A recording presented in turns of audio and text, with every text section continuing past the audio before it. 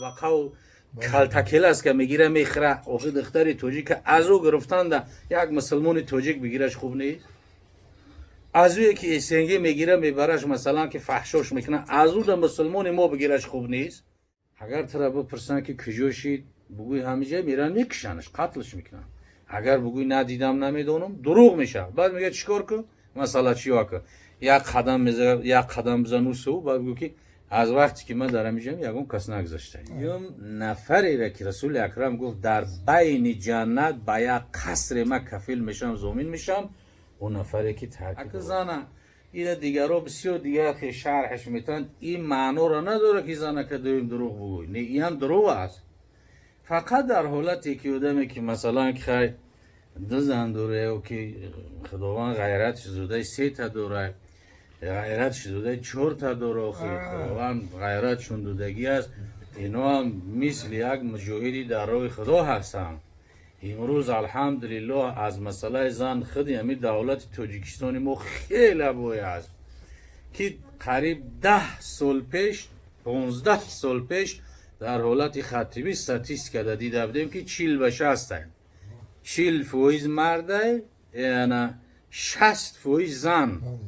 وقتی که با یکدیگر شکی بگیرن باقی مونده چیکار کنن؟ اون نفس داره، ارگانیسمی زنده هست، حیات میخواهن، فرزند دختر پسر حلالی میخواهن، خونه و در میخواهن، زندگی میخواهن. مثلا با فحشا نه حکومت او را رخصتش میتن، نه اسلام رخصتش میتن. بعدا مردی که غیرت داشته باشه بگیره. از اونه که مردم بیگونه میگیرش، مردم بدپرست میگیرش، یک مردمی که سنبقه و قربقه و کلتکل است که میگیره میخره. آخه دختر توجیک که از او گرفتن ده یک مسلمان توجیک بگیرش خوب نیست. از اوی که اسنگی میگیره میبرش مثلا که فحشاش میکنه، از او ده مسلمان ما بگیرش خوب نیست. بگیره صاحب خانه و درش کنه، فرزندوش تعلیم و تربیت کنه، نگاه و بینش کنه. این چی است که یگان جوی چی است کمبودی نیست. بعضی ها زید هستن.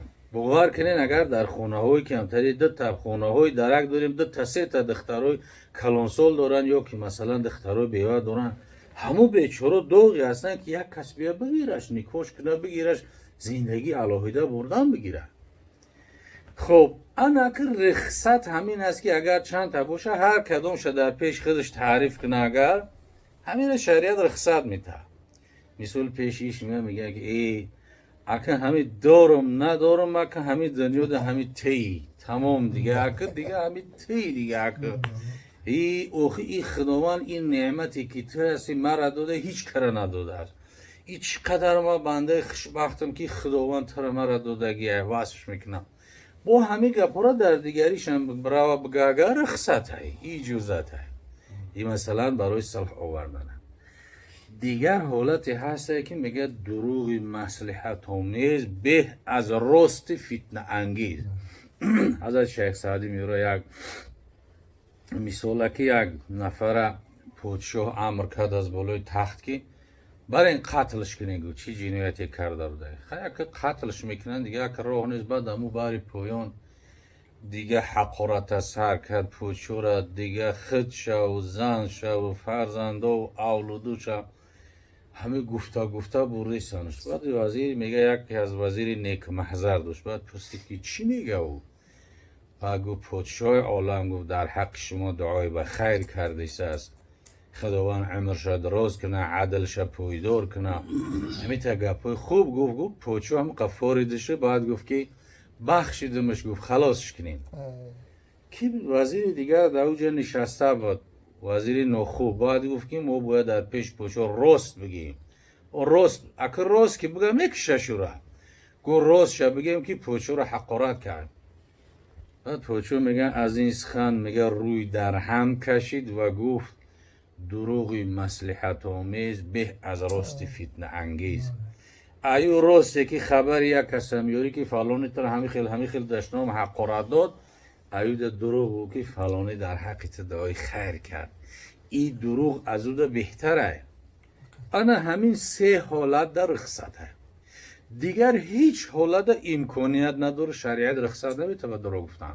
حتی یک نفر از خفاش دویدیستنی چکل مسئله فقهی ده میذارن، یا پیستله در دسته یا کرچه قتلش میکنن.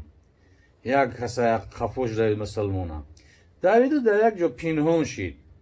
اگر ترا بپرسن که کجا شید، بگوی همه جای میرن میکشنش، قتلش میکنن. اگر بگوی ندیدم نمیدونم، دروغ میشه. بعد میگه چیکار کن؟ مسئله چی واکن؟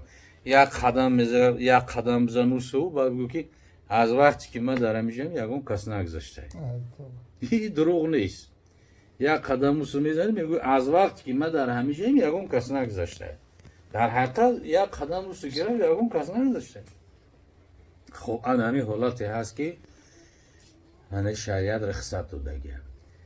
دیم نفری را که رسول اکرم گفت در بین جنت با یک قصر ما کفیل میشم زمین میشم، اون نفری که ترک دروغگویی کنه. سیم گفت و بی بیتین فی اعلی الجنه لمن حسن خلقه. انا با یک قصر در بالاترین جنت، مرکزی جنت ده. گفتی امروزه در سنتر جنت پیامبر گفت من کفیل میشم با یک قصر برای کسی که چیکار کنه؟ حسن خلق و اخلاقش نیکو کنه. این اخلاق نیکو هر کس نداره. اخلاق نیکو نعمت پروردگاره. بعضی آدم هست که علم نداره، هیچی نداره، لیکن همین اخلاق نیکوی داره که همین اخلاقش نگاه میکنه آدم، همین دلخواه آدم اون را دوستش میداره. همین صحابه رسول اکرم صلی الله علیه و سلم وقتی با همین ملکای دنیا سفر کردن، این قسمت های مالایزیا، اندونزیا، همین جانی نرفتن با لشکر همی را مسلمان کردن. اخلاق زیبای مسلمانو را دیدن، هم مردم مسلمان شدن. اخلاق زیبا، طریق احترام کردن و دوست داشتن و کلانتر از بری بالا و احترام کردن و بار یک کس گرفتن و مسافد کمپیر دوست داشتن احترام کردن، همه بهترین اخلاق حسنه هست که همه اخلاق حسنه پیامبر گفت در بین جنت، در مرکز جنت ضامن میشم کسی که اخلاقش نیکو کنه. عایشه صدیقه طاهره مادرمون، همسر دوست داشته رسول الله صلی الله علیه و سلم بیان کرد که حبیب خدا صلی الله علیه و سلم در باب اخلاق حسنه بیان کردن که ان المؤمن لا يدرك بحسن الخلق درجه الصائم والقائم. مؤمن با اخلاق حسنش قطعی درجه صائم قائم میوه. صائم دهر، صائم النهار، قائم اللیل. یک نفری که روز بخوره و شب به حضور خواب میکنه، یک نفری دیگر عمرش قطعی روز به روزه میگذارونه و شب به نماز. کرامات و کشف و کرامات و بزرگی و قرب پروردگار رو. بعد میگه یک کس در یک محفل کلان سوالش میده، یکی از خواجه جندی بپرسید که تو به یا سگ از کس نترسی؟ سوال بی همه آدمی به مرتبه را گو یک سوال دارم، تو بهتر یا یک سگ؟ انا که بین دوستی خدا چی میگه؟ یکی از خواجه جندی بپرسید که تو به یا سگ از کس نترسید؟ مریدانش دویدن آشکاره که تا آنجا کنندش پاره پاره. با یک رحمان کرد آن جمله را پیر. پیر گفت که هم مریداره که او خیستن که پاره پارهش میکنه. این پیر مونیتری گفت همه را من کرد. با یک رحمان کرد آن جمله را پیر. بدو گفتا نیم آگه زی تقدیر. بچه هم گفت من تقدیر من نمیدونم آینده را. بدو گفتا نیم آگه زی تقدیر. گر از اوباش ره ایمان برم من، توانم گفت از سگ بهترم من. وگر آگاه نباشم من، اگر ایمان نبخواهم برز اوباش، چموی بودم من در سگ کاش. انا که جواب ببین، بچه هم گفت من از تقدیر آیندم خبر ندارم. بدو گفت نیم آگه زی تقدیر.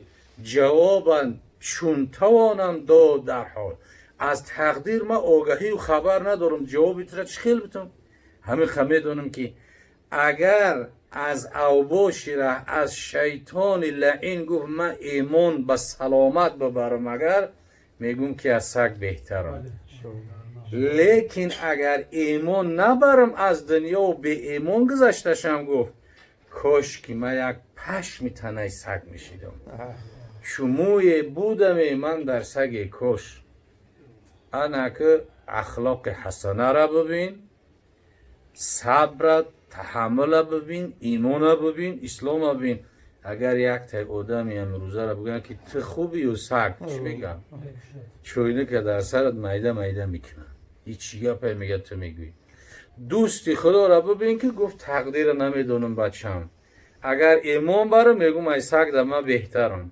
اگر ایمان نبرم کاش که یک موی در تنه سگ باشم انا همین اخلاق حسنه را پیامبر صلی الله علیه وسلم در سوم درجه بیان کرد که و بی بیت فی اعلی الجنه لمن حسن خلقه و یک قصر در مرکز جنت کفیل میشم برای کسی که اخلاق نیکو داشته باشه که ما و شما مسلمان ها باید که اخلاق نیکو داشته باشیم اخلاقی که حوزه علمی بخارای شریف که همه مردم کوهستان ما و شما الحمدلله نشأه نما از همه افتگی هستیم همه دامله ها و عالم ها و اولیاء ها و بزرگای ما همه از فیض برکت بخارای شریف تعلیم گرفتگی چگونه پیش پدر و مادر احترام کردن دستا پیش بر ایستادن مثل یک غلام واری روبروش سری خم ایستادن در پیش او بلند گپ نزدن در پیش او در خوردن در لقمه سراسیمگی نکردن همه تعلیمات همون بزرگای گذشته ما و شما آورده و ما و شما رسوندن لیکن در مدت یک کم ترک ارالشی شده دیگر بیگناه و خودی ارالشی شد همه آدابا و اخلاقهای امروز کم شدگی هستند الله ذوالجلال همین هر سه چیزی را که پیامبر صلی الله علیه وسلم کفیل شده است وعده کرده است در همه ما و شما نصیب روزی بگرداند الله ذوالجلال سرزمین تاجیکستان عزیز ما و شما را پرفیض و برکات و به آفت بگرداند تینجی و امانی را خداوند حکم بکند و الله ذوالجلال همه ما و شما را توفیق و هدایت نصیب روزی بگرداند و عید مبارک اضحی بر همه ما و شما خداوند مبارک بگرداند و خاندان برادرمان نشان قاریون خداوند پرفیض و برکات خداوند هم مرادش حاصل بگرداند در خدمت اسلام و مسلمین دائم خداوند تن صحت سربلند نگهدار